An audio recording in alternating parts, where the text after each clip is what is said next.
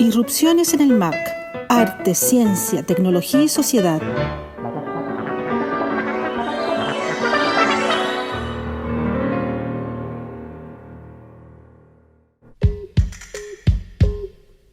Hola, soy Alessandra Buroto, coordinadora de Media Macanilla del Museo de Arte Contemporáneo de la Universidad de Chile, y junto a Mónica Abate y Claudio Muñoz te damos la bienvenida a una nueva edición de Irrupciones en el MAC.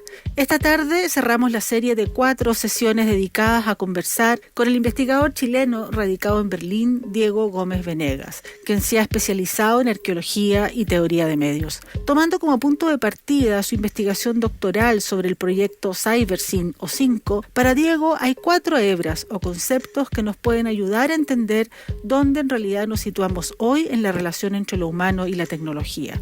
Una relación que debemos entender como una red de intercambio y no como dimensiones separadas. ¿Somos parte de la Matrix o ella en realidad es parte de nosotros? Para esto, en esta sesión analizaremos las obras mediales de 4 artistas chilenos. La primera es Trazas, de Daniel Cruz, la cual vamos a abordar a partir del concepto de tecnoescritura. Luego, de Dancer, de Nicole Lullier, considerando lo que el teórico alemán Wolfgang Ernst denomina microtemporalidades. A continuación, analizaremos la vida de los cristales de Mónica Abate, basándonos en la noción de transindividuación, y finalmente Máquina de coser de Demian Choft, a partir de lo que Diego denomina cibernética del intercambio. Entonces, te damos la bienvenida a la 21ª edición de Irrupciones en el MAC.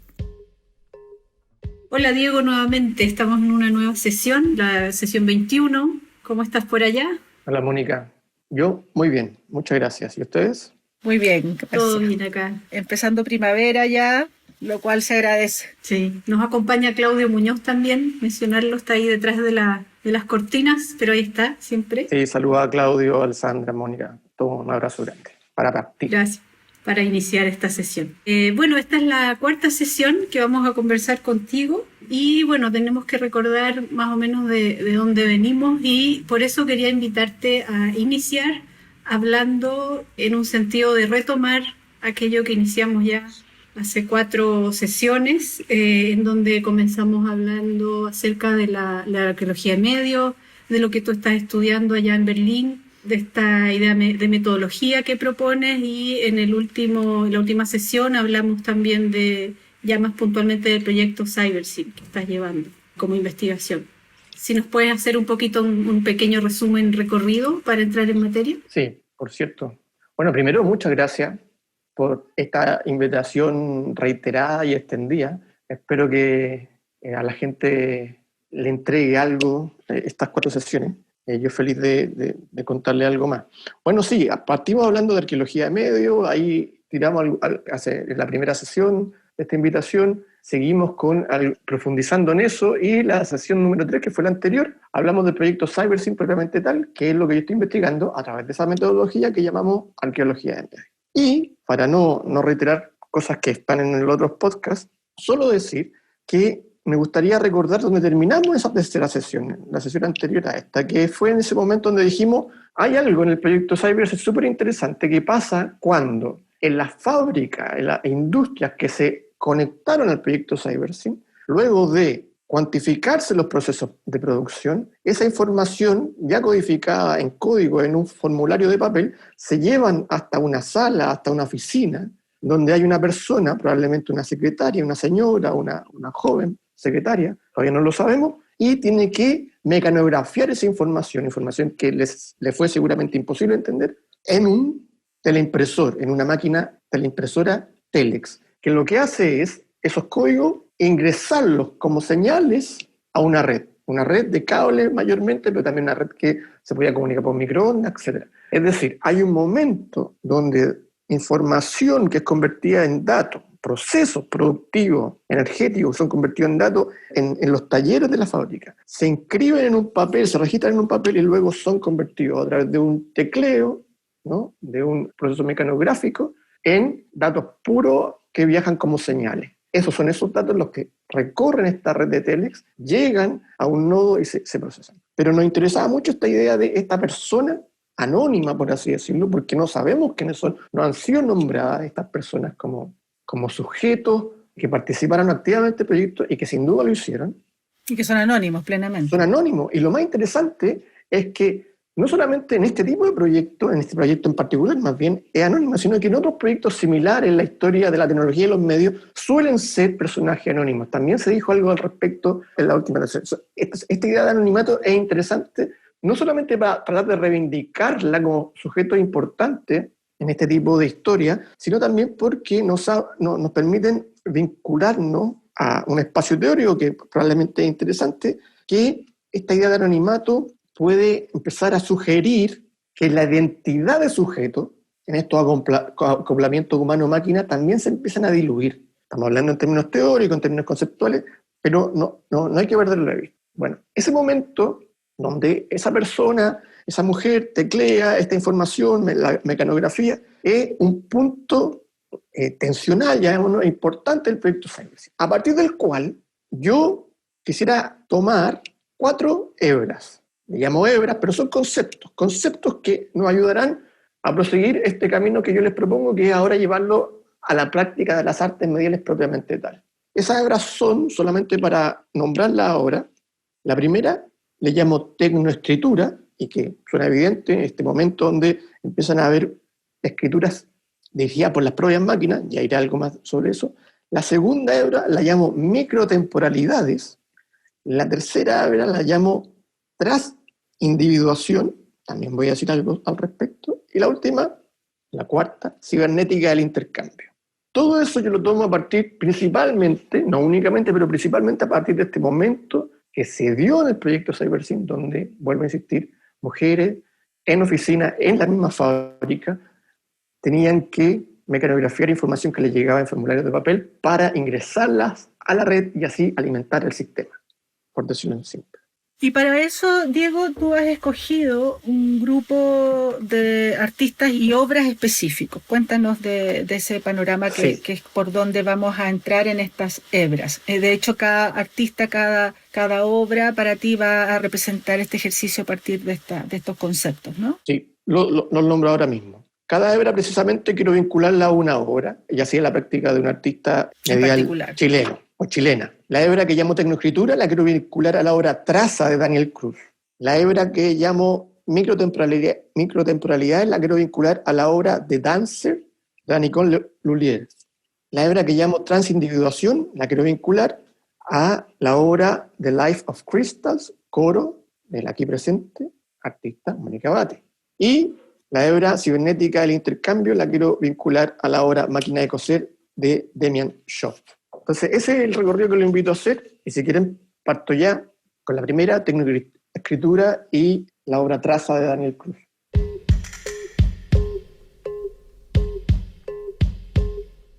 Bueno, mi intención es tomar esta primera hebra que hemos llamado, o que llamo tecnoescritura, y la cual vinculo a un concepto que se llama archiescritura, que es un concepto teórico que nos entrega un filósofo que es Derrida, que no vamos a entrar ahí porque no ¿para qué? Nos podríamos ir entusiasmando. Lo interesante acá con la archiescritura es entender que en la escritura misma habrían principios, los voy a llamar ahora principios gobernantes, que desde ahí gobiernan el lenguaje. Ahora, resulta que llega un momento en la historia, y que eso lo podemos ver, lo podemos visualizar a través del proyecto CyberSyn, y en particular de este hecho, donde la información empieza a ser mecanografiada en las máquinas Telex por estas mujeres, donde esos procesos escriturales empiezan a ser manejados, o al menos administrados, digámoslo así por ahora, por máquinas. Y no estoy diciendo solamente por la máquina Telex, sino por todo lo que viene desde ahí en más. Cuando esta información es mecanografiada, pasa o entra en acción una serie de fases de tecnoescritura, por cierto en el mismo Telex, pero luego en la red toda a través de sistemas de interconexión, luego en el nodo de procesamiento. Son tecnoescrituras, que es básicamente lo que pasa hoy día en todas las redes de telecomunicaciones computacionales, que son las que usamos. Hay tecnoescritura, ¿no?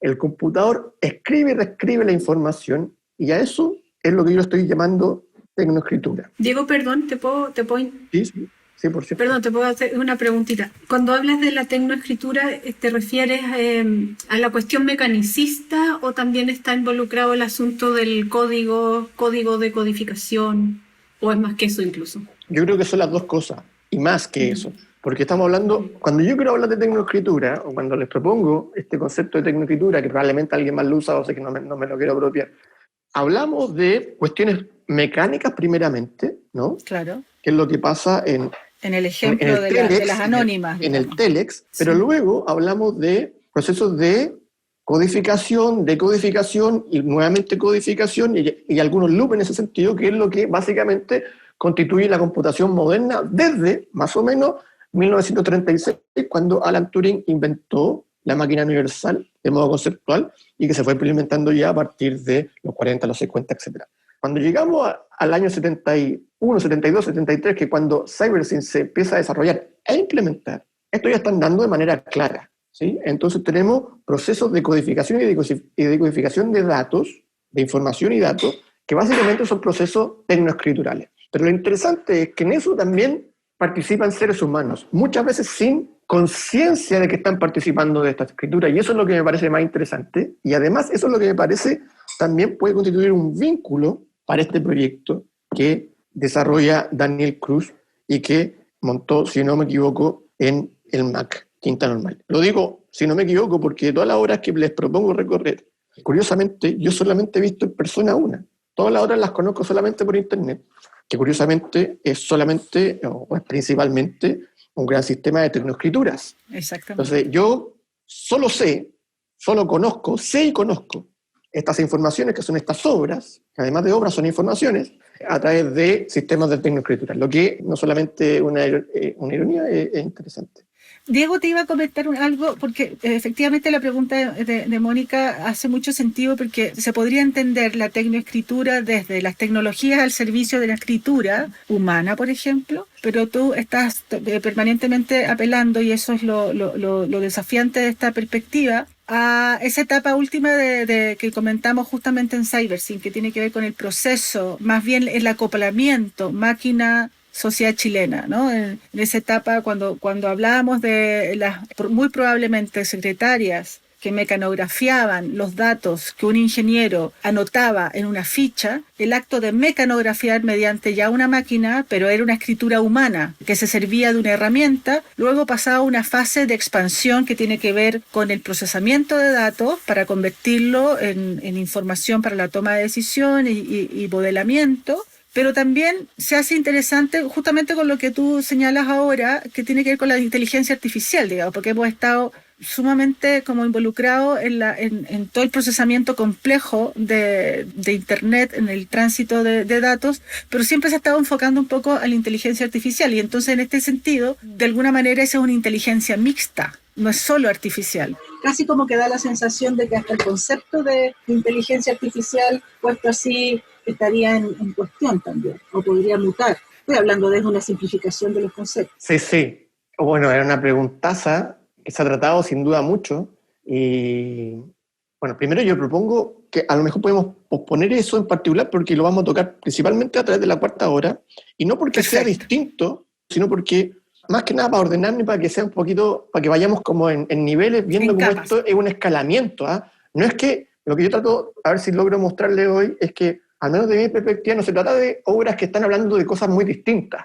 Exacto. Están hablando quizás de sus problemas, de un problema mayor. Y si lo vamos leyendo así, y cuando digo problema estoy hablando más bien de tema, no quiero decir algo que una problemática que necesitamos solucionar necesariamente, sino que un cuestión, un asunto que necesitamos confrontar, porque constituye hoy nuestra realidad. Por ahí quiero llevar la situación. Ahora, respecto a la inteligencia artificial, más allá de posponerlo, igual mencionar que hay gente que ha dicho, bueno, a lo mejor toda inteligencia ha sido siempre artificial, por así decirlo. Lo que tenemos que poner en duda es qué sería eso de una inteligencia natural o una inteligencia humana. ¿Es la inteligencia humana una inteligencia natural o artificial? Lo mismo que dije hace un rato cuando decía que este término de arqueescritura, lo que quería apuntar era que la escritura misma, en el proceso escritural, no el maquínico, el antiguo, por así decirlo, ya habían reglas propias de esa escritura que nos hacía escribir y por lo menos pensar de cierto modo y no de otro, ya podría leerse como un tipo de eso que podríamos llamar inteligencia artificial, no en el sentido que lo usamos nosotros, pero sino en el sentido más amplio y conceptual. Bueno, dicho eso, Vamos a lo que trazos. quería yo mostrar, y lo quiero ejemplificar, ustedes me podrían corregir, yo esto lo he visto a través de imágenes, he leído los textos que presenta Daniel, él en un podcast con ustedes también habló de este proyecto, y así yo me he ido enterando de esta obra. El trabajo de Daniel yo lo sigo, y me he enterado desde esta fuente, entonces puede ser que algo se me vaya. Pero principalmente me quiero centrar en, bueno, él hace esta instalación, ¿cierto?, que tiene algo que yo espero que sean las palabras correctas, un mural escritural, ¿cierto? En un muro tiene una escritura lumínica con una frase, que torpemente no la anoté en castellano, sino que la anoté en inglés, porque él tiene un texto en inglés en su sitio web.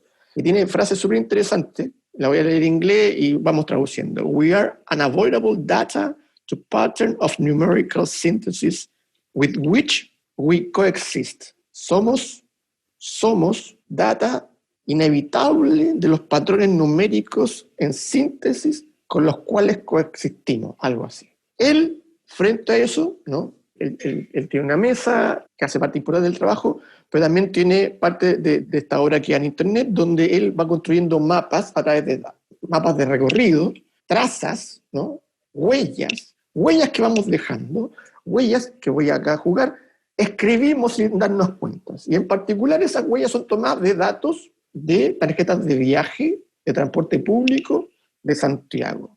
Una tarjeta que los que somos santiaguinos sabemos que se llama VIP. O así la llamamos nosotros, pero para la gente que no sea de Santiago, que incluso no sea de Chile y pueda escuchar esto, hablamos de una tarjeta de viaje, una tarjeta que nosotros cargamos con dinero y vamos subiéndonos al metro, a los buses, etcétera, y vamos pagando con eso. Resulta que esta tarjeta alberga datos. Moviéndonos con esta tarjeta, nosotros vamos tecnoescribiendo, participando de una tecnoescritura que va dejando huellas, va dejando trazas. Y lo interesante es que eso va quedando por ahí. Esa información está, esos trazos, esas trazas, esas huellas, son huellas de tecnoescritura. Se codifican, se decodifican en máquinas. Y la pregunta entonces acá podría ser, ¿somos nosotros parte de esa máquina? La frase que Daniel escribe en el muro, ¿no?, por así decirlo, de esta instalación que hace, pareciera sugerir que podríamos confrontar la situación, o deberíamos confrontar la situación de que somos parte de esta máquina, en el sentido de que cuando hablamos de esta máquina, ya no estamos hablando de la noción más precisa y clásica de lo que una máquina es, sino que de un complejo, ¿no?, un complejo mucho más amplio, donde distintos actores, biológicos y no biológicos, técnicos y no técnicos, conforman esta máquina, una máquina de tecnoescritura, que deja trazos de código, trazos de información codificada. Y eso es lo que me interesa como punto esencial en esta obra, para entender que un caso histórico de tecnología como CyberSyn nos muestra cómo estos procesos de tecnoescritura, donde personajes al alimentar un sistema, no solamente funcionan como alimentadores del sistema, sino que se hacen parte de él. Son un órgano, llamémoslo así, de esta gran máquina. Un órgano que va permitiendo que estas trazas de información se movilicen. Entonces, es así como, creo yo, esto que hemos trabajado, que son las teorías de medios y los estudios de medios a través de este método de la arqueología de medios, empalma directamente con las prácticas de artes mediales, en este caso ejemplificada con la obra traza de Daniel Cruz. Nada más cerca que la idea de la gran Matrix, que no está afuera, que no está allá, que está en cada uno de nuestras células. Exactamente, y a ver, ¿cómo decirlo? Incluso a veces podría ser incluso también problemático decir que nosotros estamos dentro de la Matrix. También quiero decir un poquito más adelante de eso. No es que estemos dentro, pero no estamos ni dentro ni fuera, somos. Exacto. Somos. Y eso es lo que cuesta. Y muchas obras de arte medial están abordando eso. Y eso es súper interesante porque, nuevamente, muchos trabajos de estudios de medios a través de metodología de arqueología de medios también están hablando de eso. Entonces lo interesante es que hay casos históricos como esto que ocurrió en Chile, políticamente dirigido, ¿no?, pero también científicamente dirigido, que nos muestran las primeras eclosiones, ya vemos, los primeros gérmenes de estos fenómenos que hoy día están por doquier alrededor nuestro o en nosotros mismos, fenómenos que nosotros de algún modo también somos, y que el arte medial está de manera muy precisa trabajando y, usando la palabra, trazando. Eso me parece súper importante. De algún modo, lo tenía anotado acá, nombrar también esta obra de Daniel, Océano, 1 centímetro de profundidad, que ya empieza a trabajar esta idea, ¿no? por lo menos esa tuve la oportunidad de verla en vivo, que esta instalación, que ¿cierto? Un manto de arena que va siendo escrito por una máquina también. Pero lo interesante es que esta idea de huella de traza ya empieza a aparecer, y es súper importante entenderlo, que esta idea de traza, esta idea de huella es fundamental para entender el fenómeno de la tecnoescritura. Esa no debería ni siquiera llamarlo fenómeno, la cuestión de la tecnoescritura. Tecnoescritura en la que nosotros participamos directamente. No es que las máquinas, esas otras máquinas, esos computadores que están lejos de nosotros, hagan estos procesos de tecnoescritura. La tecnoescritura pasa en un lugar donde nosotros somos, con las máquinas. Y eso me parece fundamental. Se puede empezar a ver ya en casos como CyberSyn. No quiero decir con esto que CyberSyn señala eso, el comienzo de eso, no estoy diciendo, es un ejemplo de eso. Lo interesante para nosotros es que es un ejemplo muy cercano. Eso es lo interesante. Y que por lo tanto nos podemos vincular a él de manera mucho más directa. Y hoy día, como sabemos, pasa todo el tiempo. Lo que muestra Daniel es un ejemplo clarísimo de eso. Quiero dejar planteada una pregunta para que la retomemos después, al final del programa, que tiene que ver con tu apreciación de que hay una digamos, paralelismo o feliz coincidencia, tú la llamarás como corresponda, entre los estudios de medio y justamente las prácticas, lo que se está generando, las prácticas artísticas. O sea, son universos que están evidentemente comunicados en algunos planos, pero la práctica artística tiene su propio carril, y me gustaría saber después cómo explicas tú o qué te resuena a ti respecto de esa coincidencia, de ese paralelismo, o sea, hay una cuestión que tú dices que se está abordando desde la práctica artística en paralelo, no después ni antes, con los estudios más, justamente con la problemática más epistemológica, que tiene que ver con comprender y interrogar lo que está ocurriendo para entender. Eso me parece fascinante, porque también rompe una temporalidad acerca de cómo inscribirnos en el mundo, pero lo dejamos para la parte final. Solo quiero señalarlo para que no se nos... Sí, tengo un par de cositas que me gustaría decir al respecto. Lo dejamos para el final. Acordémonos. Sí, si quieren, quiero decir. Pasamos a la segunda obra, a la segunda hebra y a la segunda obra que les proponía. La segunda hebra, Microtemporalidades, y la obra The Dancer de Nicole Lulier. Obviamente tampoco es una obra que vi, porque es una obra súper reciente, ahora del 2020, seguramente ustedes también la han visto en internet. Creo que la vi en una red social primero, luego fui al sitio a enterarme un poco más, sitio web de ella, de Nicole, a enterarme un poco más. Se presentó en una galería que se llama Emerson Contemporary en Boston, y me parece súper interesante. Hablamos acá de, la gente podrá buscarla en internet, de una escultura robótica, así se describe en el texto del sitio web de Nicole, una escultura robótica que es una especie, por así decirlo, llamémoslo así, una especie de un domo que tiene patas con las que se apoya en el suelo, pero este domo está construido con, lo voy a llamar así, una especie de escamas metálicas, ¿no? Que se superponen, como unas tejuelas, pero no sé si es la mejor palabra. Pero esta escultura se mueve de manera vibratoria a través del espacio de la galería. En la sala donde sea que le corresponde estar, se mueve de manera vibratoria y... camina, deambula, recorre. Exactamente. Ella los pone así, dice, estoy traduciendo en el aire, performatividad de un objeto que mientras se mueve a través del espacio, dibuja a través de movimientos en el tiempo. Algo así podríamos traducir eso. Algo también se dice que lo que pasa acá es una danza vibracional irregular e inestable. Me parece súper interesante por lo que quiero decir ahora mismo. Yo esto lo conecto con la hebra que llamo microtemporalidades. Y acá voy a referenciar a un teórico de medios que se llama Wolfgang Ernst.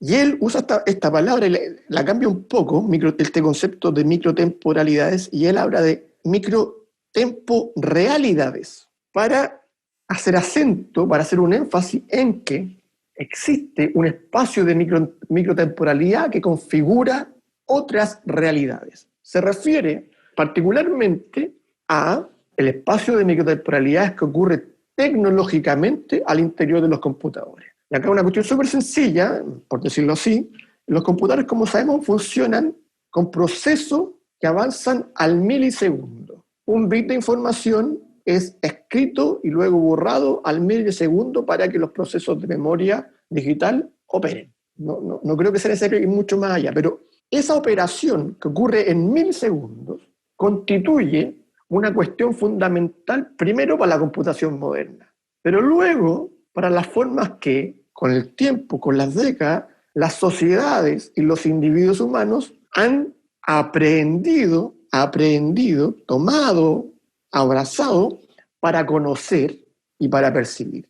Nosotros hemos aprendido la microtemporalidad de las máquinas para conocer y para percibir. Entonces me interesa cómo, de manera muy poco explícita, o casi uno podría intentar discernirlo, en este espacio vibracional, este espacio vibratorio que se dibuja. Y no estoy diciendo los movimientos que nos podemos imaginar que hace esta escultura robótica, que por cierto es interesante. A mí lo que más me interesa es el sonido que genera, porque tiene estas tejuelas que vibran, ¿no? Porque estas patas que tiene la escultura son rígidas. Y esa especie de rigidez, con la fricción con el piso de la galería, hace que el domo, la estructura, la techumbre, por así decirlo, vibren y se produce una vibración, y esa vibración resuena en el espacio. Esa vibración también tiene una temporalidad propia y nos habla, nos sugiere que al emanar de una escultura robótica, ese espacio vibratorio está también empredado con una microtemporalidad, una temporalidad que es propia de la máquina. Y eso me interesa mucho,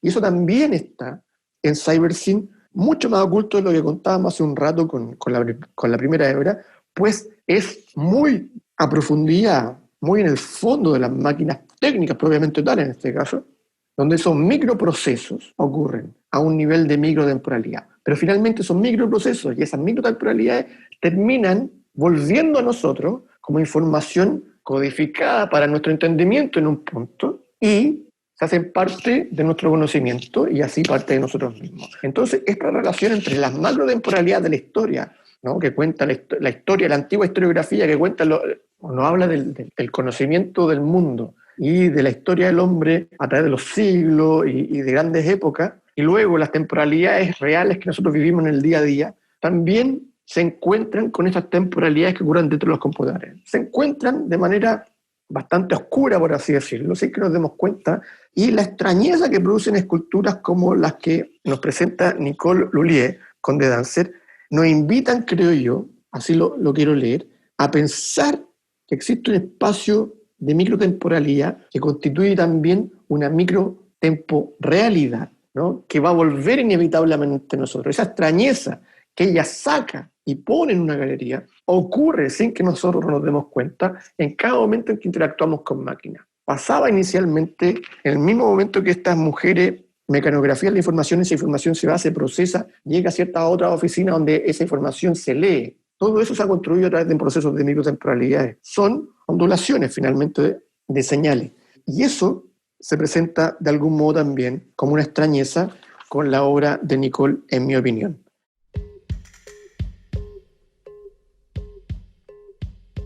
Siento que en el trabajo que estás mencionando ahora, y también este hilo, o esta hebra, como llamas tú, de la microtemporalidad y temporalidad, hay una aproximación a ese trabajo que tiene que ver mucho con lo sensorial, ¿no?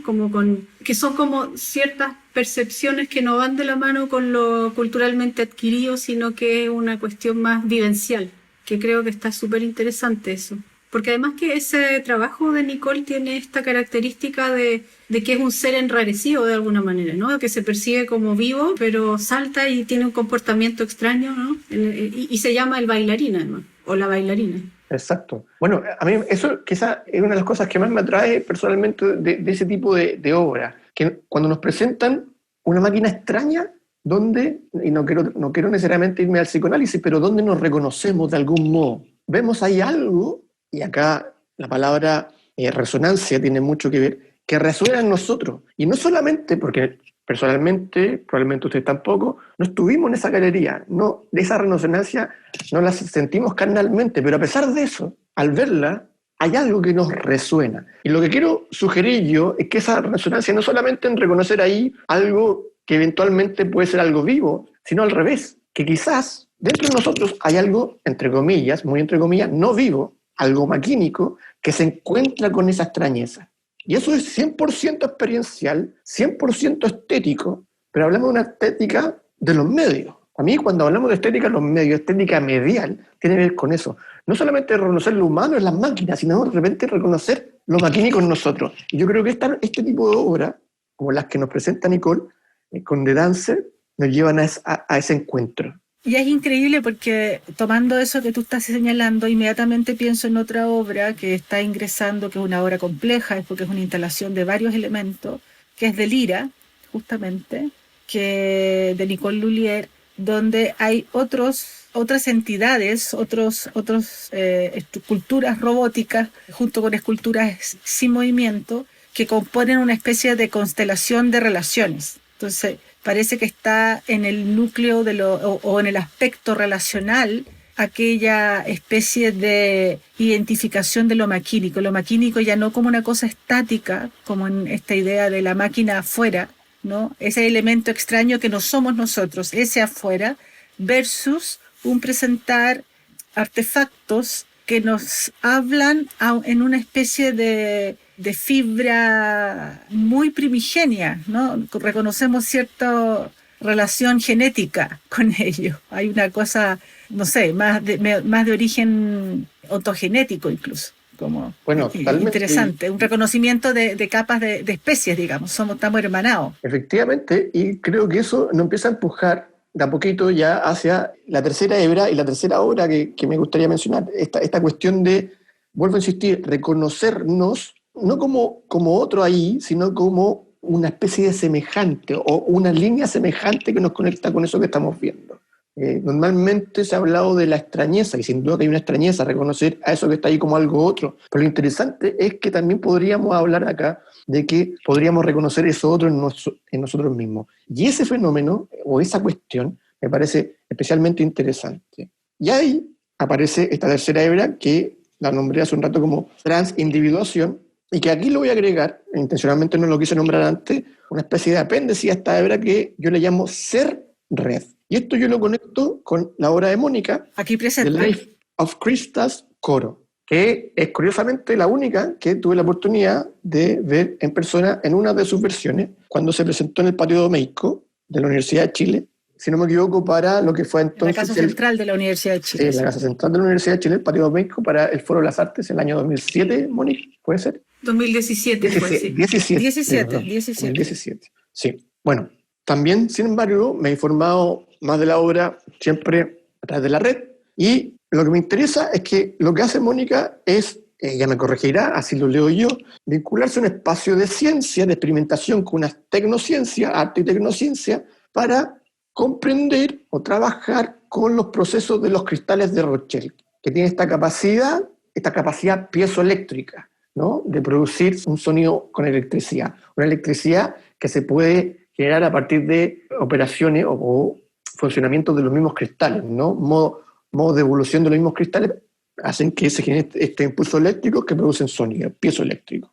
Y ella trabaja con los cristales, hace cultivos con los cristales se reproducen, crecen y empiezan a producir estos pulsos eléctricos, llamemos así, que son también pulsos de sonido. Trabajando con eso, arma esta obra que es un coro de cristales, básicamente, que están con estos pulsos eléctricos haciendo un sonido. Lo vinculo yo con esta idea de transindividuación. Transindividuación es un concepto de un filósofo de la tecnología que se llama Gilbert Simondon, que está cada vez más presente, no solamente en la filosofía, sino que también mucho en el espacio de los estudios de medios, y me atrevería a decir también llegando mucho a las artes mediales, porque él tiene un libro que se llama El modo de existencia de los objetos técnicos. Interesante que el tipo empieza a hablar de que los objetos técnicos tienen modos de existir. Antes de eso, no mucho antes, porque ese libro que mencioné recién es la segunda parte de su tesis doctoral del año 58. La primera parte habla de la cuestión de la individuación. La individuación, para decirlo muy rápido, es un fenómeno, una cuestión de la filosofía que estudia cómo, por así decirlo, el ser o los seres se constituyen y devienen lo que son en tanto ser, ¿ya? O sea, es un estudio de cómo el ser emana, la individuación. Simondon dice que, para ponerlo súper simple, que la individuación no es un proceso que tiene un fin, sino que es un proceso que está siempre en proceso y que tiene estados, y uno de los estados es la transindividuación, que es ser en colectivo. Por eso yo hablo de ser red. Entonces, Curiosamente, cuando él estudia la individuación, habla mucho de los cristales, porque los cristales tienen esta cuestión de que se pueden cultivar y pueden crecer como una especie de colectivo que se va transformando en una multiplicidad finalmente. El cultivo de cristales, que se hacen con ciertas soluciones, los cristales se cultivan con soluciones, con líquidos, por así, cuando digo soluciones me refiero a estos líquidos, para que vayan creciendo, los cristales crecen, ¿no? Pequeñas colonias, digamos. Hay colonias de cristales, esto pasa de manera natural en algunos ambientes que esto se dé, pero también puede hacerse artificialmente, que es el ejercicio que hizo Mónica. Entonces tenemos una colonia de cristales que va creciendo, ¿no? Se va constituyendo como una multiplicidad de seres, como una red de seres, que al mismo tiempo son un ser, son una transindividuación, llamémoslo así, una red ser. Y eso a mí me interesa mucho y creo que de alguna manera, con todo lo que hemos dicho antes, también se puede ver en el proyecto CyberSyn. Cuando tenemos una red de tecnología, pero que está conectada íntimamente con procesos vivientes, sistemas productivos vivientes y artificiales en fábrica, procesos de circulares de información con personas que están mecanografiando, personas que están leyendo y perforando tarjetas del otro lado. La máquina también es una colonia de seres que finalmente devienen en un ser red, una red que hay un devenir ser ahí, que finalmente es un colectivo. Y por eso la idea de transindividuación y ser red, yo la veo de manera súper interesante en esta obra que nos plantea la Mónica. Y hay algo que yo veo que me resuena, que es no sé si llamarlo aleatoriedad o casualidad o no sé bien cómo llamarlo, pero es que, por ejemplo, si tú hablas de estas redes conformadas por personas y por máquinas, no hay como mayor control de quién es esa persona y quién es esa máquina que se están interrelacionando, que están conformando un ser. Y en el caso de los cristales pasa lo mismo en cierto sentido, porque tú en el fondo lo que haces, que esto lo hablamos harto con el químico que nos ayudó, Claudio también estuvo en el proyecto, por eso hablo en plural, y él nos hablaba que en realidad cuando uno está haciendo esta solución uno le da condiciones al cristal para crecer. Un ambiente. Y no es que uno pueda decir el cristal va a salir así o así, o van a salir todos iguales, por lo menos al nivel de que yo estaba trabajando.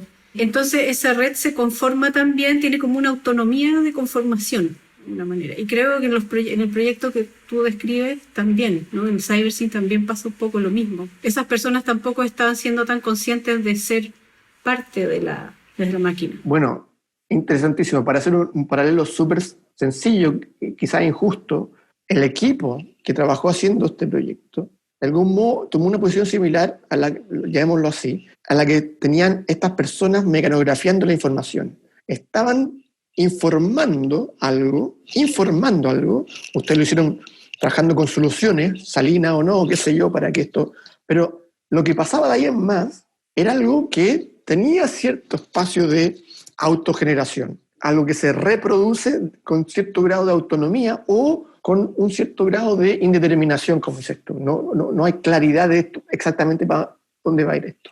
Y eso me interesa mucho. Y me da la impresión de que ahí nuevamente estamos en un acoplamiento. O sea, el acoplamiento no solamente se da en esta obra de Life of Crystals, que la pregunta es, ¿estamos hablando solamente de la vida de los cristales o de la vida de los cristales y otros más? No solamente se da ese acoplamiento en los visitantes que vieron la obra y pusieron su oreja ahí para escuchar cada uno de estas cajitas, como el coro que nos permitían escuchar estos cristales, sino que también este acoplamiento se da, y quizás principalmente, en el proceso de creación de la obra, donde el rol artista se fusiona con el del científico, se mezcla, y de repente también se empieza a mezclar con el mismo cristal, una entidad no natural, no artificial, pero no natural, que empieza a emerger gracias a ciertos procesos de información, ¿no? Con estas soluciones, con estos procesos químicos, se va informando algo que crecerá. La pregunta es, conceptualmente, por cierto, es si en esa colaboración entre agentes no se va también constituyendo un ser red que después toma una forma, se instala en una galería o bien, en este caso, en un patio de una casa central universitaria, pero que acarrea mucho más que solamente los cristales, ¿no? Acarrea un proceso de reproducción y de co-creación, de codeterminación que parece súper interesante. Y ahí yo creo que vemos también un vínculo, por cierto, conceptual con aspectos de CyberSyn y vemos cómo la historia de los medios y la arqueología de medios nos permite entender que hay procesos que son semejantes y nos permiten entender de manera más compleja todo lo que estamos viviendo hoy. que finalmente es la razón por la que uno hace arqueología de medio y estudios de medio. Y que de algún modo, intuyo yo, habiéndome dedicado de manera muy modesta y breve al arte medial propiamente tal, es lo que se quiere hacer, es entender nuestra situación hoy como humanos, con lo no humano, con lo artificial, etc. Eso. Y con eso puedo ya pasar, si a ustedes les parece bien, a la cuarta hebra. Y como vemos, esto es un proceso que va sumando, porque lo que vimos en el primero también se veía en el segundo y así en el tercero. Y luego llegamos a lo que yo llamo cibernética de intercambio, que es un concepto que estoy trabajando con fuerza y que lo voy a conectar ahora con la obra Máquina de coser del Demian Choff, que es una obra que tampoco vi, no porque no quisiera, sino porque un par de meses antes me tocó viajar y pasar una temporada fuera del país y me la perdí. Se instaló en la Trienal de Chile, la primera y última, parece, Trienal de Chile. La única. En el Mar Quinta Normal, ¿cierto? Yo todo lo que sé, lo sé también por la red, también un poco porque tuve la oportunidad de conversar en algún minuto también con Demian al respecto. Se publicó en Journal, que he mencionado antes, que se llama Canal, un texto respecto a esta obra. Y lo interesante es que acá podría verse con más claridad una idea de acoplamiento humano-máquina que es de corte informacional, llamémoslo así. Un poco a eso me refiero cuando digo cibernética del intercambio, ¿no? A donde hay agentes, y se vincula para toda la hebra y obras que hemos visto atrás, agentes de distinta, llamémoslo así, naturaleza o características que se acoplan de un modo y empiezan a, por así decirlo, borrar los límites que los separan y que los unen, ¿no? Se empieza a diluir ese límite. Y eso me parece interesante. Brevemente, la obra de Demian Choff es una mesa hecha con material de andamiaje sobre la cual hay unos monitores antiguos, estos cúbicos, de vigilancia, de carcasa, unos teclados, una impresora de matriz de puntos y una máquina de coser. Eso era la máquina, llamémoslo hasta por ahora, eso es lo que inicialmente podíamos entender como la máquina. La máquina está informada con 5 bases de datos. Las obras completas de Marx, de Freud, la Biblia, algo se me va, y tenía una conexión a la actualidad noticiosa. Seguramente algo se va, pero había una base de datos textual que informaba a la máquina.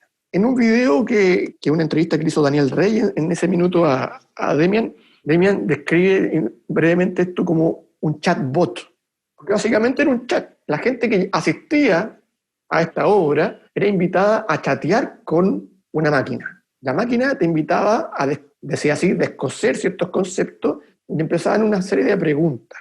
Entonces el visitante humano escribía algo, ¿no? Y la máquina le daba una respuesta. Lo interesante es que se armaban diálogos, ¿no? Nuevamente pasa estos encuentros donde nosotros reconocemos algo ahí, algo extraño, que al mismo tiempo es algo extraño que pareciera estar también dentro de nosotros mismos y que nos invita a dialogar con algo que no tendríamos por qué dialogar, pero dialogamos igualmente. Y brevemente, a ver si lo encuentro, debía haberlo anotado mejor, acá está. Un diálogo muy corto, un ejemplo de procesos de chat de esta máquina. La máquina de coser pregunta, ¿qué es Dios? Y una visitante que se hace llamar Rosenda dice nada. Y Demian nos dice que tiempo después la máquina hace la misma pregunta a otra persona que se hace llamar Ronaldísimo. La máquina le dice, ¿qué es Dios? Y Ronaldísimo responde, un ser humano, la nada. Entonces, lo interesante es que la máquina va aprendiendo con esto. Va aprendiendo, tiene capacidad. Aquí emerge la cuestión de la inteligencia artificial. La máquina también está diseñada para aprender de lo que se le va contestando. Entonces, en otra oportunidad, la máquina dice a un visitante, en este caso que se llama Alejandra, estoy leyendo el texto de Demian para que quede claro, ¿quieres descoser la palabra Dios? Y Alejandra dice, sí. Y la máquina de coser le dice, enhebra tu pregunta o comentario. Alejandra dice, Dios sí existe. Y la máquina de coser responde al tiempo después, ¿cierto?, de todo lo que había pasado antes, nada. Su respuesta es nada.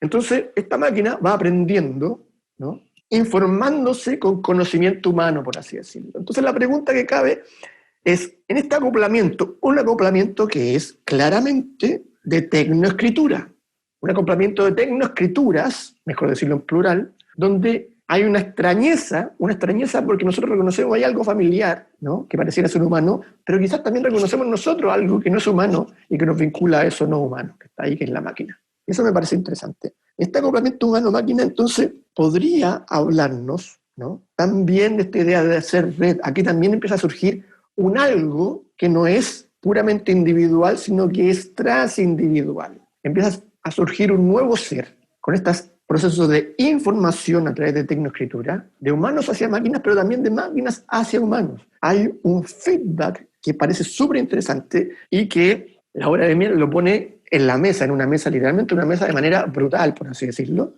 y que nos golpea y nos abofetea para decirnos esto que estamos viendo acá, no solamente en la máquina, esa máquina que nosotros llamamos computador, también somos un poquito nosotros. Y eso me parece súper interesante y creo que cruza nuevamente, de algún modo, las obras que hemos comentado hasta acá, ¿no? Esta idea de que nosotros nos vinculamos con otros seres, y en esas vinculaciones que son artificiales, por cierto, pero no porque sean con seres que no son orgánicos necesariamente, sino porque siguen principios de tecnoescritura en este caso, principios que son artificiales. Son los principios que hacen que el proceso sea artificial. Y nosotros somos parte, nos hacemos parte de esos principios.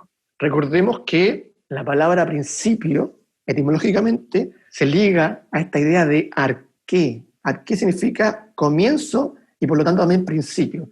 Los arqueólogos de medios, principalmente Ernst, les gusta insistir que arqué no solamente debe entenderse como principio en tanto origen, sino que también como principio en tanto principio gobernante, como las reglas que hacen que las cosas funcionen de un modo u otro. Eso es súper importante para un tipo de arqueología de medios. Y acá es lo que estamos viendo, que hay principios de tecnoescritura que lo que producen son modos de devenir ser. En todo lo que hemos visto, de algún modo, pasa lo mismo. Y eso, creo yo, también se hace claro, se materializa de algún modo inicial, en el sentido de novedoso, en el proyecto Cybersyn. Un proyecto que históricamente nos condiciona como sociedad, y me atrevería a decir no solamente en Chile, sino que en Sudamérica y también en Latinoamérica. Es un caso paradigmático para Latinoamérica toda, por lo que constituyó políticamente el contexto político que lo permitió, las contradicciones epistémicas que podrían ahí darse, o no contradicciones, cosas que a lo mejor parecen contradicciones, pero que a lo mejor no lo fueron, etc.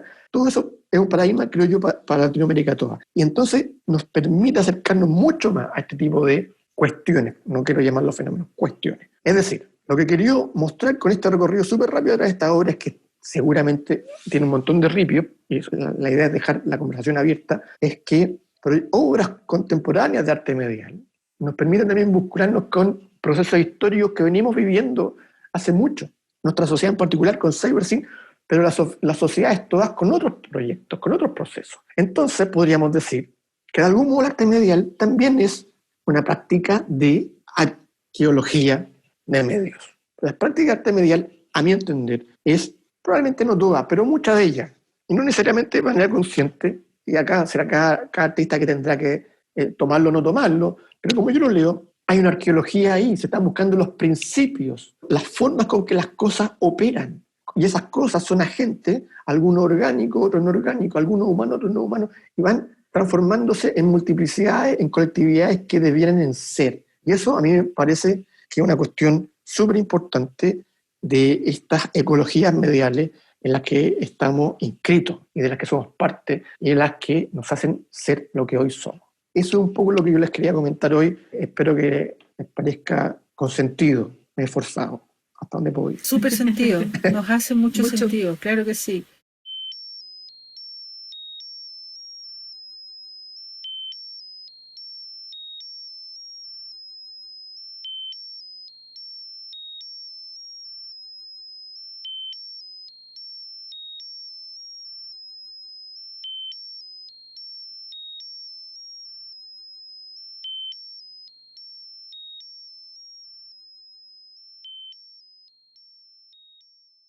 Te quería comentar que, un poco volviendo un segundo a la cibernética del intercambio, que claro, se produce este feedback, ¿no? O esta interacción entre distintas como fuentes de datos, digamos. Datos que después se procesan y que generan estos resultados que habría que preguntarle al algoritmo cuál es la fórmula. Pero hay una cuestión interesantísima que tiene que ver con lo que tú has señalado en los 4 casos, que es esta constitución de red o esta relación, el principio de relación, tomando tus propias palabras. Hay un principio de relación que en el caso de cibernética del intercambio y también en la vía de los cristales, etcétera, se puede observar la operación de la relación. O sea, en el trabajo de Daniel uno puede entrar en esa relación, somos, no somos, somos parte de, estamos adentro, estamos fuera, pero hay un abordaje referencial.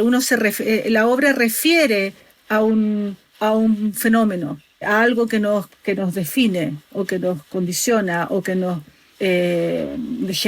marca. En cambio, en cibernética del intercambio y en precisamente la transindividuación, vemos muy claramente cómo se generan metarrelatos. Es decir, tal vez en cibernética del intercambio se ve de manera muy precisa cómo, a propósito de esta obra en particular, de Máquina de Coser Cóndor, que el relato final, hay un metarrelato que está constituido por todos esos procesos de intercambio, pero que no es seccionable. Hay una gran narrativa construida a partir de intensos intercambios. Entonces me pone siempre en este principio relacional que tiene también que ver con algo así como los campos semánticos, que también son relacionales, etcétera, y cómo se van construyendo no solo diálogos, sino narrativas. Es como un nivel más cercano obviamente a la literatura. Eso es finalmente la literatura, sí, distintos sistemas narrativos. Sí. ¿Puedo decir algo que no sé si va a clarificar esto o puede abrir un espacio de clarificación? A lo mejor no, a lo mejor la idea es hasta buena idea, enredarlo más. Esta idea de la cibernética del intercambio, yo la escribo, la palabra intercambio, escribo el inter entre paréntesis. Digo cibernética del inter en paréntesis y después cambio. Y es para explicarle una cosa que es un poco latera en el sentido que es un poco teórica. A mí me interesa mucho la palabra cambio en este caso, ¿no? Por el cambiar. Yo tomo lo que estoy haciendo acá, estoy tratando de entender esto como un proceso económico, una economía, por eso intercambio. Hay un libro de Foucault que es muy importante para la arqueología de medios que se llama Las palabras y las cosas, y su capítulo 6 se llama cambiar en castellano. En inglés, exchange. Entonces como estoy haciendo mis cosas acá en inglés, a pesar que estoy en Alemania, cuando escribí por primera vez este concepto, lo llamé Cybernetic of Exchange, porque tomé directamente la traducción de ese capítulo del inglés de Foucault, Exchange.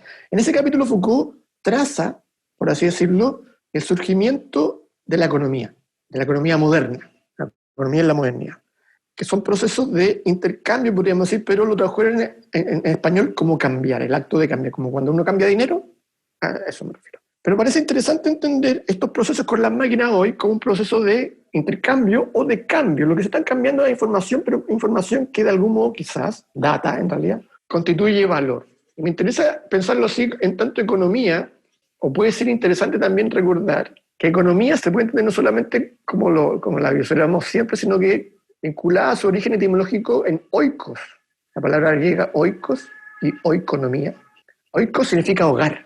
Entonces, oikonomía significa la administración del hogar. Entonces, cuando hablamos de esta cibernética del intercambio, la administración del hogar, o la cibernética de una especie de economía, que parece muy pertinente a lo que en una primera capa más visible, un proyecto como CyberSyn fue, puede ser también interesante entender que esta cibernética del intercambio también nos permitiría, entre comillas, entender cuáles son los modelos tecnológicos para entender cuál es nuestro hogar hoy. Hay una economía técnica, una economía tecnológica que redefine cuál es nuestro hogar, el lugar donde pertenecemos. Y eso a mí me interesa mucho. Y sí, podríamos decir, tú dices una literatura, pero que es una tecnoliteratura, ¿no? Es una literatura donde los significados que aparecen en una primera capa, como cuando en el texto de Demian se hablaba de qué es Dios, la nada, nosotros queremos encontrar ahí un significado, pero la máquina no está haciendo eso. La máquina está trabajando con datos nomás. En realidad está juntando los caracteres D, I, O, S con los caracteres N, A, D, A. Pero nosotros queremos siempre encontrar ahí el sentido. En ese sentido, para nosotros parece un fenómeno, en tanto que lo interpretamos fenomenológicamente, pero para la máquina no es eso. Por eso yo que he tratado de evitar acá insistir en la idea de los fenómenos, porque los fenómenos son interpretaciones más subjetivas, ¿cierto? Pero que las máquinas están en otro espacio, en una microtemporalidad de datos sin sentido, por decirlo. Nosotros estamos inscritos ahí sin darnos cuenta y buscamos el sentido a todo momento con esta extrañeza de la que hablamos antes, pero finalmente lo que podría estar definiendo nuestro hogar, nuestro oikos, la economía en la que estamos inscritos, serían espacios vaciados de sentido y que parecen simuladamente tener sentido. Eso me parece a mí súper importante de tener a la vista. Parece que estas ecologías mediales constituyen una gran simulación del sentido, donde en realidad hay procesos de intercambio de datos vaciados de todo sentido, un 0 o un 1 por ahí o por allá.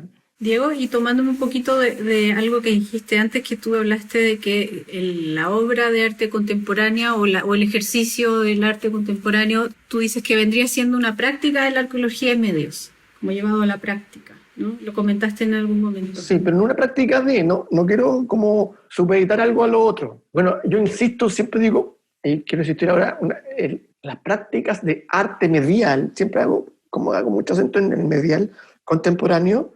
Probablemente todo arte medial es contemporáneo, incluso lo que se hacía en los 60, podríamos igual verlo como contemporáneo, pero sí, lo dije así. Es en sí mismo, como yo lo veo, al menos algunas prácticas de arte medial contemporáneo, una práctica también de arqueología de medio. No es que pertenezca a la arqueología de medio, para mí la arqueología de medio no es un campo. Yo trato de verlo como una metodología amplia, replicable, deformable, y en ese sentido algunas prácticas, al menos de arte medial contemporáneo, son en sí mismas también prácticas de arte de arqueología medial.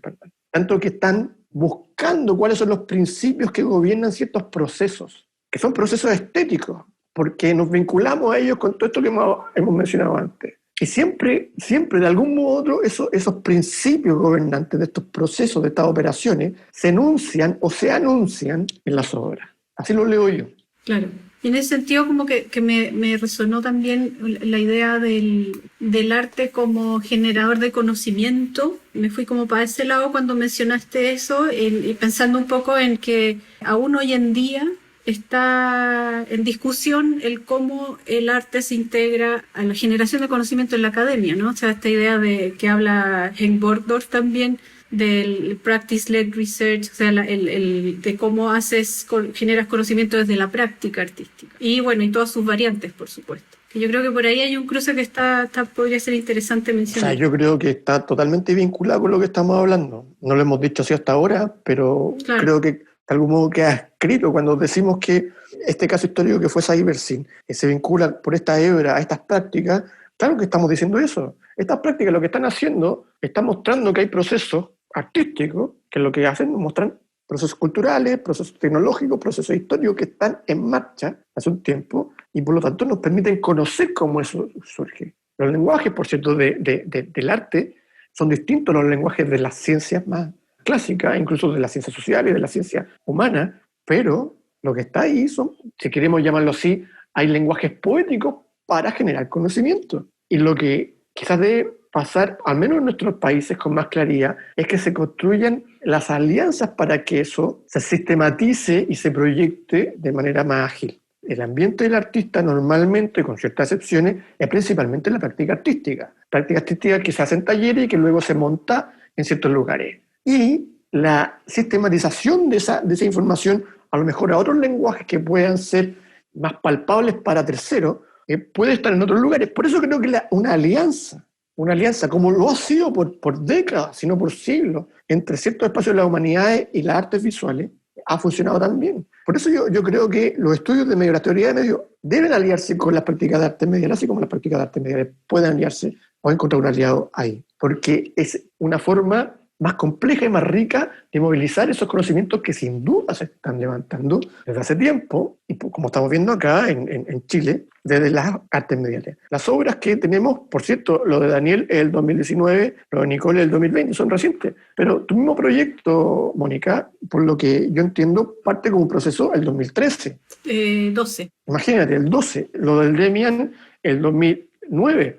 Es decir, incluso antes hay otra que de algún modo similar, que es la máquina Cóndor que mencionó Alessandra. Es decir, llevamos una década en Chile generando conocimiento a través de las artes mediales. Eso es así. Hay esfuerzos que se están movilizando, yo creo, de muy buena manera. Lo que ha hecho ya por varias sesiones el Seminario de Artes Mediales del Magíster de Artes Mediales de la Chile, creo que precisamente iba en ese sentido. Sistematizar esos conocimientos que se van generando a través de las prácticas de artes mediales. Yo creo que eso hay que seguir empujándolo. Y una de esas formas de empujándolo es generar alianzas frescas y prósperas con el campo de las teorías de medio y los estudios de medio. Y eso me hace retomar la pregunta que dejamos un poco pendiente, creo que has ido contestando un poco en ese sentido, que es como, ¿cómo explicarías entonces como convivencia entre justamente digamos, las problemáticas que hoy día está interesada la teoría de medio y las prácticas, ¿no? Porque lo que vimos es que había un cierto paralelismo, es decir, también es como una especie de actuación aquí y ahora, ¿no? O sea, hoy día no se está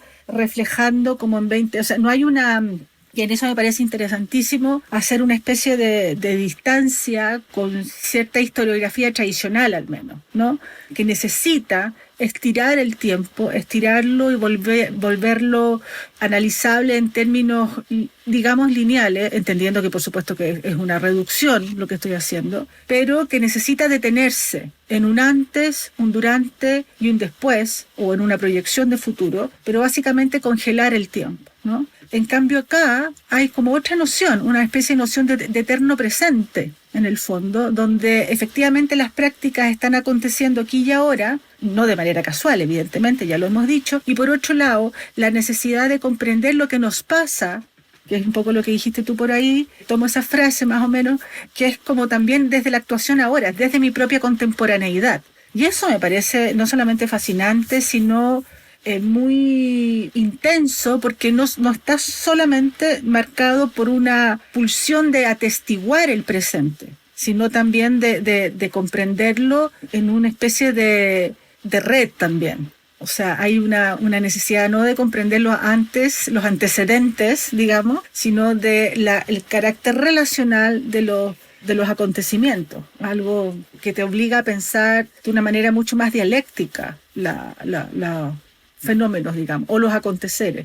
A mí me parece muy interesante lo que tú estás diciendo y lo recojo totalmente. Me parece súper importante visualizar que, al menos desde mi perspectiva, lo que hace este espacio que podemos llamar prácticas y teoría o estudios de la medialidad, llamémoslo así, prácticas y estudios de la medialidad, está trazando principalmente, no únicamente, pero principalmente, cómo precisamente hay una tecnoescritura del presente. Estamos viviendo procesos de tecnoescritura del presente. Y por eso, desde esta perspectiva de práctica y estudios de la medialidad, lo contemporáneo ocurre en un nivel presente, pero en un nivel presente conceptualmente hablando, que nos permite decir que eso que pasó el año entre 71 y 73 con Cybersyn es tan presente como lo que pasó en la Trienal o lo que pasó en el Patio de México el 2017 con la obra de Mónica, etcétera, etcétera, etcétera. Porque lo que estamos trazando no son esos momentos históricos, sino que los principios gobernantes que escriben tecnológicamente esos presentes. Y eso a mí me parece súper interesante. Y tú decías, no me acuerdo cómo lo pusiste, a mí me gusta decir, trazando estas tecnoescrituras del presente, estamos trazando también nuestra situación, es decir, dónde nos situamos, cómo estas tecnoescrituras del presente nos sitúan en un lugar, en un presente, a través del cual entonces nos hacemos presente. Es estar presente en un presente. Suena un poco... Es lo que un alambique. Es lo que es. Pero finalmente por ahí va la cosa, por ahí va el proyecto, que efectivamente no es tradicionalmente historiográfico y que se plantea, como se planteó hace un rato, este problema de las microtemporalidades también como microtemporalidades, es un problema del tiempo. El problema de la medialidad es un problema del tiempo y de los microtiempos, y por eso estamos con este dilema de las tecnoescrituras del presente donde nos situamos. Y sí, yo creo que lo hacen las prácticas, lo hacen los estudios, y en términos muy, muy prácticos, quizás todavía no se ve todo desarrollado en lugares como Chile, por la pura razón de que, a diferencia de otros campos vecinos o de otras áreas vecinas, como el arte visual propiamente tal, con los estudios visuales, que ya tienen un recorrido en Chile, son muy escasos los esfuerzos que están ahora mismo o que tengan una pequeña tradición en Chile con los estudios de medios. Pero está pasando, está pasando, ojo ahí, ojo ahí. Hay personas que están haciendo cosas muy interesantes. Yo estoy estudiando estudios de medios, pero no soy ni remotamente el único. Hay gente que lo está haciendo allá en Chile. Puedo nombrar Claudio Celis, Roberto Rubio, Dusan Cotoras, Joaquín Serené, más gente que se me olvida. Bueno, gente que yo conozco que está trabajando en esto ya en Chile y se está vinculando a redes sudamericanas que llevan más tiempo, y esto va a eclosionar algún minuto y se van a formar diálogos. Y esos diálogos yo estoy seguro que van a ser súper fructíferos.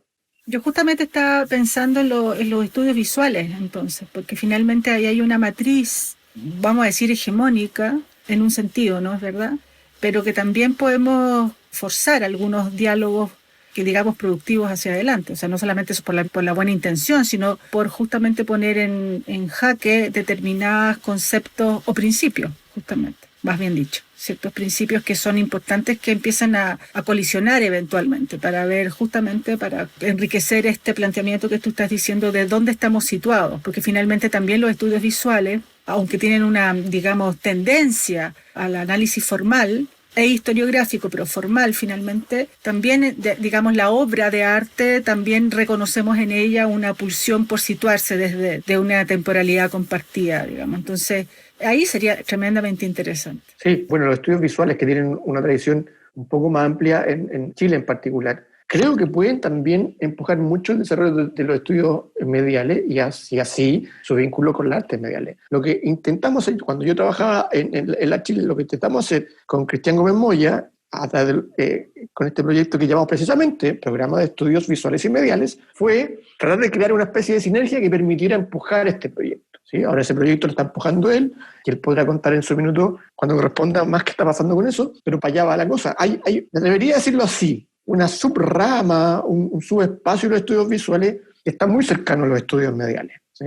Porque sin duda que lee de manera más compleja la cuestión historiográfica, la cuestión temporal, la cuestión de la histórica, cuestión de la representación, ¿no? Que ha sido tan fuerte en las artes visuales, en cierta filosofía, por cierto, en los estudios mediales, y cómo eso empalma con otras cuestiones que podrían ser antagónicas o complementarias, habrá que decirlo más tarde, en otra oportunidad, en el futuro, con la cuestión de la simulación, que está siempre ahí en esto que estamos tratando de hablar durante esta sesión.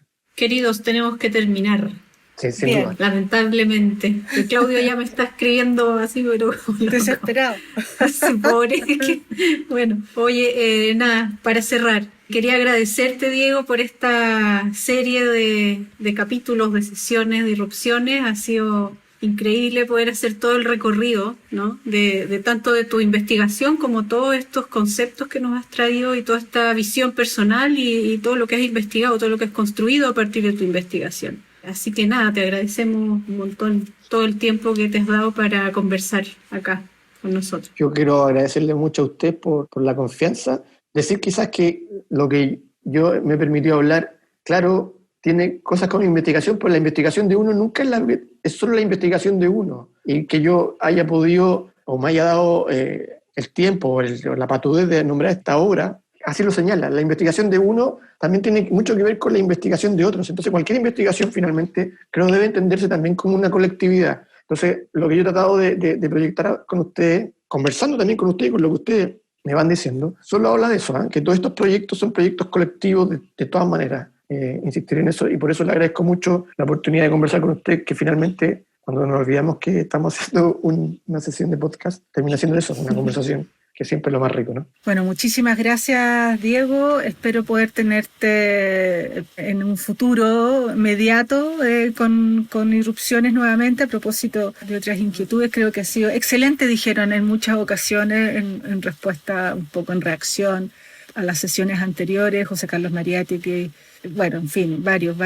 Y creo que ha sido un lujo poder tener este nivel de análisis, ¿no? Justamente como permitiéndonos entrar en esta cuestión multifocal, además, que es como de nuevo el ejercicio tan intenso de sacarnos de las cuestiones más, de las lógicas un poco dicotómicas para poder, simplistas, digamos, y permitirnos entrar en esa poética también que tiene que ver con cómo es que estas trazas están conectadas. Y eso me parece, no solamente desde el punto de vista de los conocimientos, la información, la especulación, la conversación, muy grato, muy fundamental, sino además entrar en esa poética, porque también creo que hemos logrado mantener capturada la poética que está pulsando toda esta reflexión y también las obras, ¿no? Estar cerca de ellas, tener un nivel sensible de acercamiento a esta, digamos, excusa, información que se nos presenta y dato que se nos presenta, esta relación con estas extrañezas, digamos, que son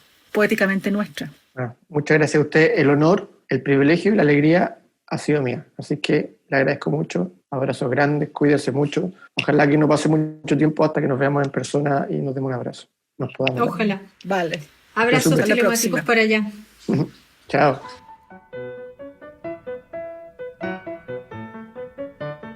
Irrupciones es producido por la Unidad Media Mac Anilla del Museo de Arte Contemporáneo de la Universidad de Chile. Conducen Mónica Bate y Alessandra Buroto. Sonido, Claudio Muñoz.